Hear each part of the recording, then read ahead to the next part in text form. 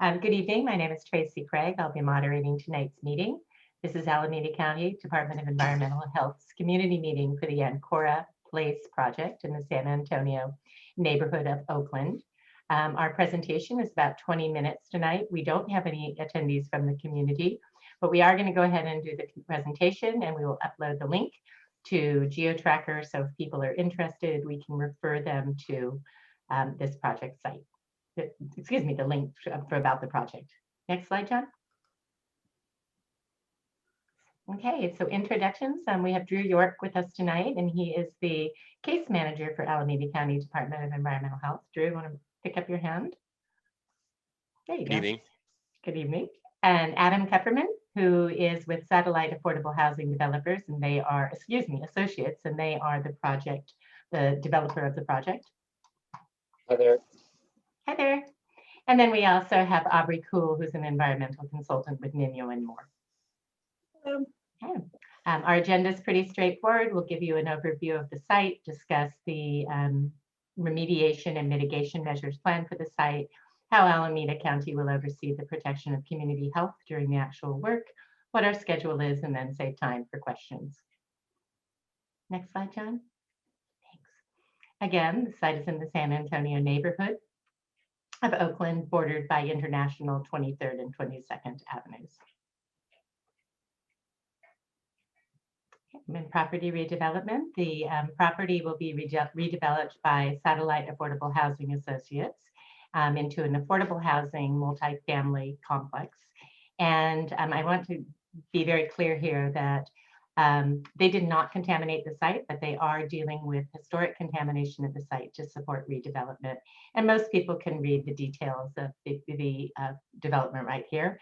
This presentation tonight is focused only on environmental conditions and addressing those to support redevelopment of the property. And Alameda County Department of Environmental Health is our county agency that oversees the cleanup and mitigation of environmental issues at project sites. Next slide.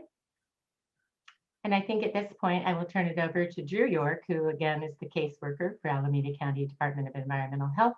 That means that he's the one that's overseeing the day-to-day work that Aubrey and Adam are doing to address environmental conditions, approving it, and giving them license to move forward.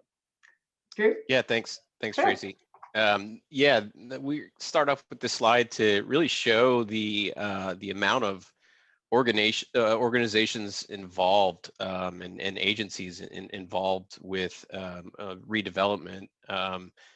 So you have the development team, and they're composed of a general contractor, developer. And in this case, for this site, it's Satellite Affordable Housing Associates, or SAHA, as we've referred to them before as.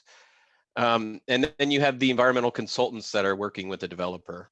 And then as you go down, you'll see the regulatory oversight, and there are a good amount of agencies involved with development projects. Starting with us, Alameda County Department of Environmental Health, we oversee the investigation and cleanup of subsurface contamination and the mitigation risks associated with the exposure to or migration of subsurface contamination. You have a couple other organizations in here. The City of Oakland, they oversee essentially the building permit process and the planning process, and they conduct the reviews and approvals of all those permits. The Bay Area Air Quality Management District, they oversee the air quality during construction activities. And then you have the State Water Resources Board, which is not on here, but they also oversee stormwater management best practices and monitoring. That includes silt fences, hay bales, and detention ponds if required.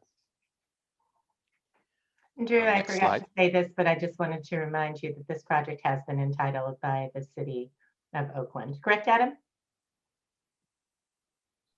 Correct. Yes, Yeah. it has been entitled. So it's cleared for development.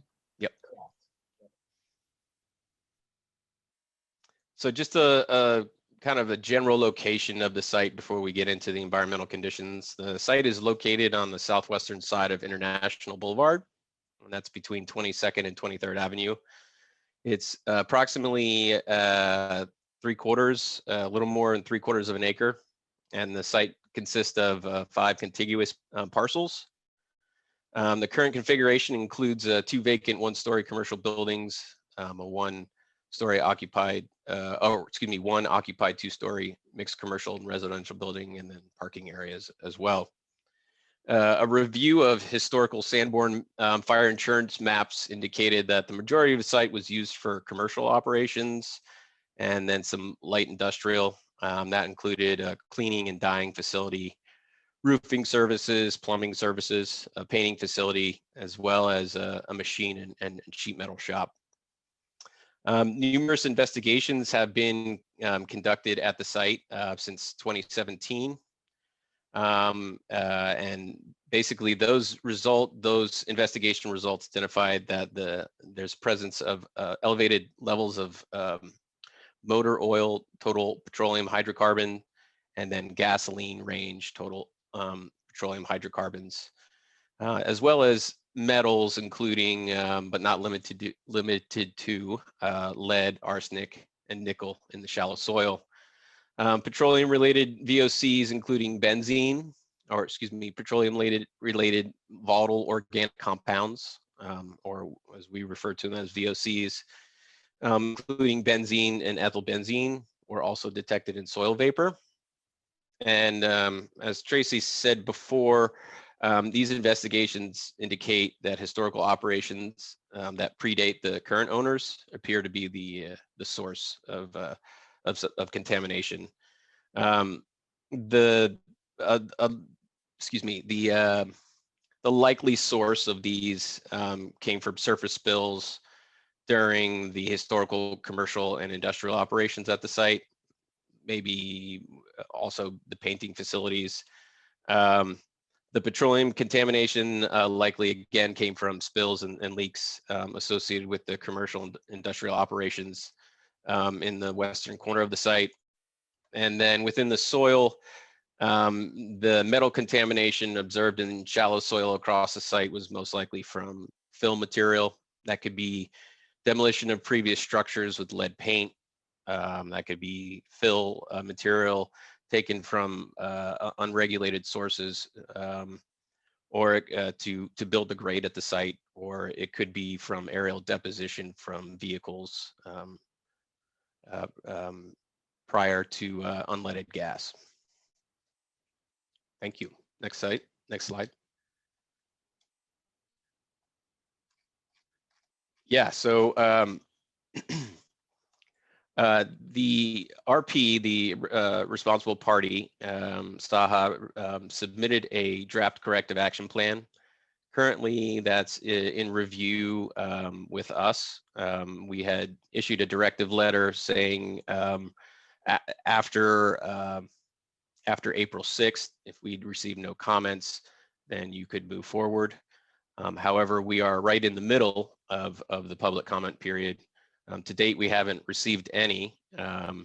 The corrective action plan is a pretty large document. It includes comprehensive tables and figures, and it summarizes all the investigations at the site, dating back from 2017 to the most recent one in the fall of 2020. The corrective action plan also proposes remedial activities as well as mitigation strategies for contamination in soil and soil gas. So remediation activities, which we'll get into in a little bit, would be for soil, including the excavation. And then for soil gas, we have mitigation strategies that we also coined the term vapor engineering mitigation controls, which I'll go into in a few slides. Next slide.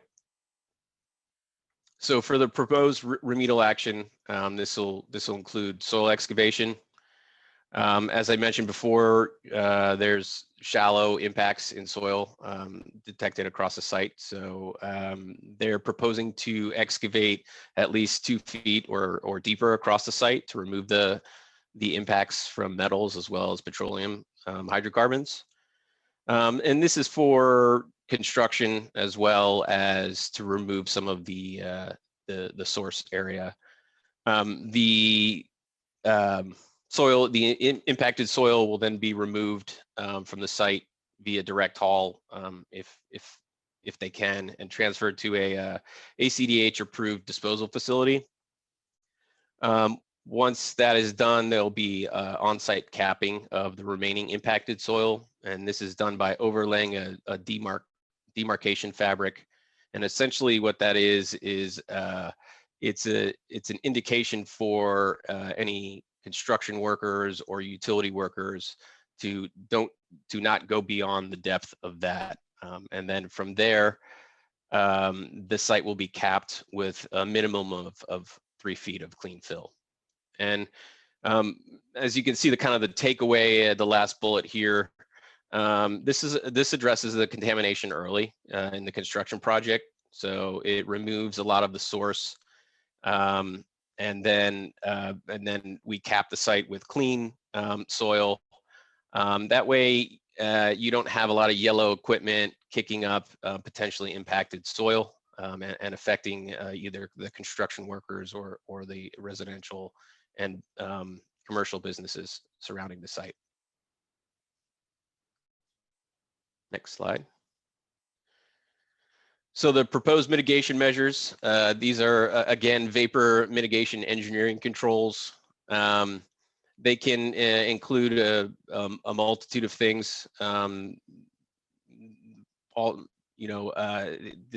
This picture here shows a plastic barrier, which is can mitigate the transfer of vapor across a slab. You also have spray-on applications, which you see on the right of engineering control as well. There are other options as well. This includes a passive or active subslab venting system within the foundation. And then also there are utility trench dams to control the potential vapor migration along utility corridors and utility pathways. And then lastly, you have long-term management systems. This would be a long-term risk management plan. Essentially, that ensures the integrity of the protection measures. That would be the plastic barrier, the vent piping. So the protection of the residents is continued, and that if there were damage to the barrier, we would know, and then we can make the correct mitigation measures for those.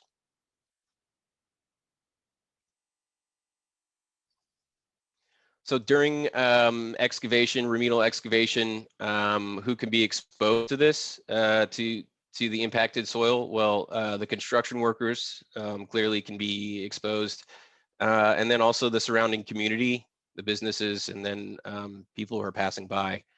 And how can they be exposed? Well, they can inhale dust, dermal contact, they can touch dirt, and then ingestion, to a lesser degree ingestion, which would be eating or swallowing the dirt. So in order to essentially protect all those receptors, ACDH requires methods to protect the public during all subsurface environmental work, and which we'll go into the next slide.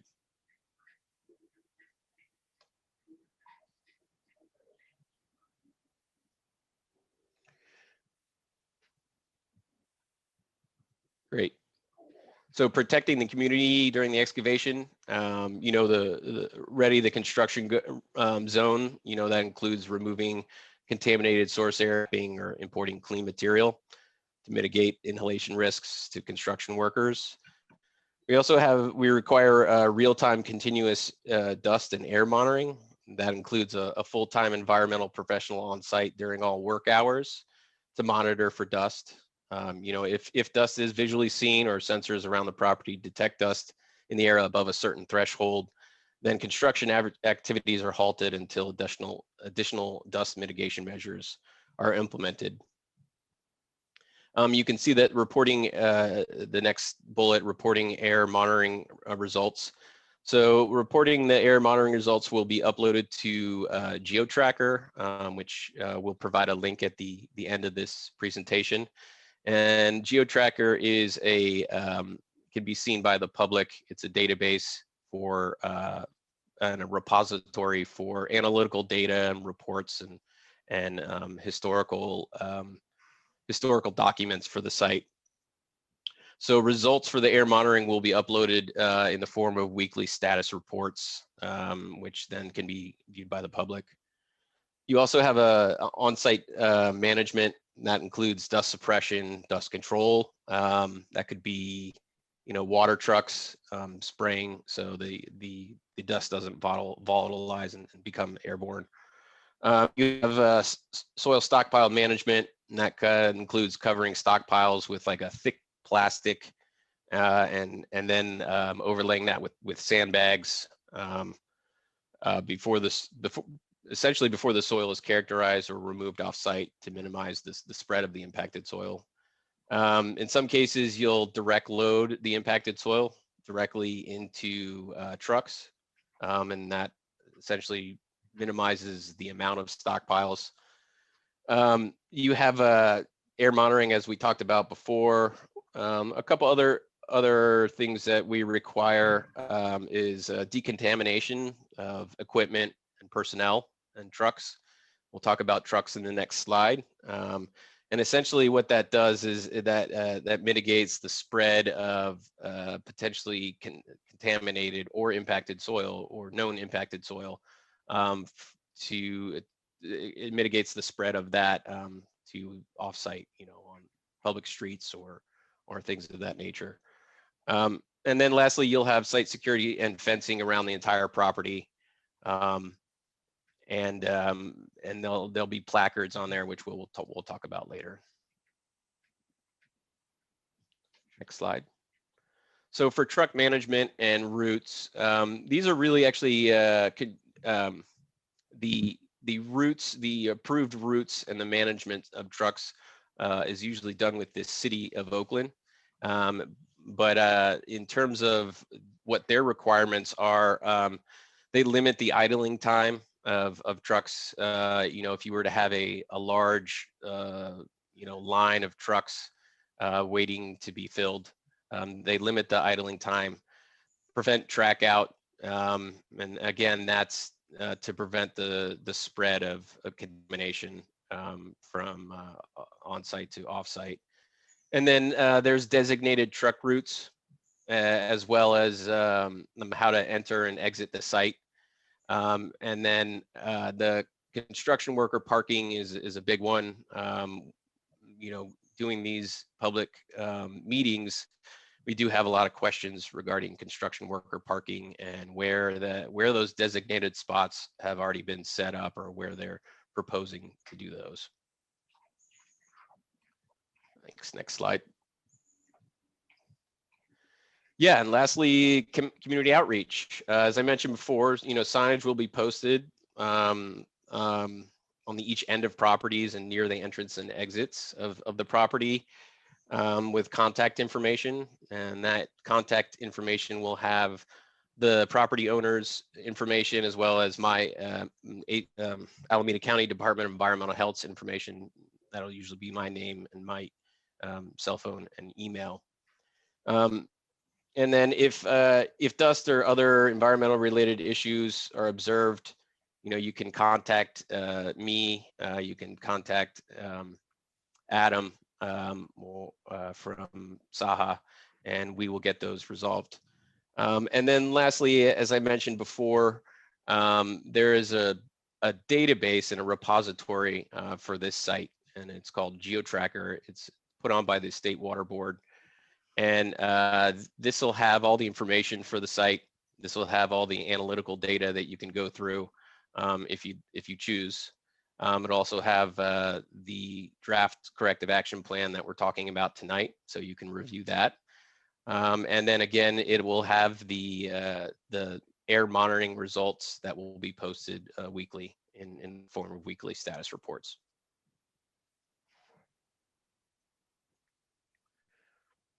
Great. So the proposed schedule right now, as I mentioned before, we're in the middle or close to the end, I guess, of the public comment period for the draft corrective action plan. Once that public comment period ends, we will review any comments if received, and then we'll contact. We'll usually issue a directive letter.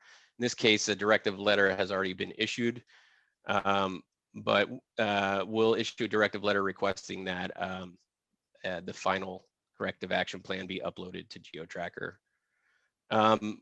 Next on the slide is this submittal of a final corrective action implementation plan. A corrective action implementation plan is kind of like the meat and potatoes. It's the real technical aspects of you know, of the proposed excavation. You know, the excavation extents, you know, lifts, you know, cutbacks or anything like that. Also where it's proposed to be going. A lot of it is just the technical details of what is proposed in the CAP, in the corrective action plan. As I mentioned, the remedial there is remedial excavation proposed at this site, and that will be conducted in fourth quarter 2021 or early first quarter 2022. That'll also include, once that is completed, that'll include the construction of the vapor mitigation system components, and then also ongoing communications. You know, I'm available by email. Tracy's available, and so is Adam. So yeah, we're available, and Tracy will talk about that in the next slide. Okay, and I think that pretty much ends our presentation. For more information, you can go to the GeoTracker site. As Drew talked about, Drew's email and phone number are there. My phone number and email are there, and there goes the dog. They're trying to call me.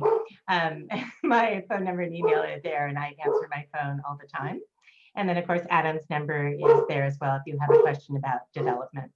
So I think with that, that is all we have. Again, we don't have any participants, but anybody that watches us, we appreciate your time. And I'd like to say good night to the team. Good job. Thank you. All right now, thanks so much.